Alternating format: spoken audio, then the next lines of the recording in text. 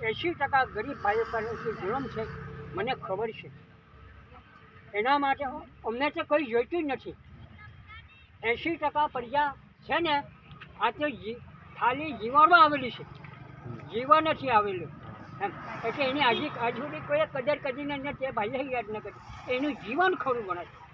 એ જગતનો તાજ ને ભૂમિનો પુત્ર ગણાય છે. એને જન્મ લેતા પણ વાર નહીં લાગે.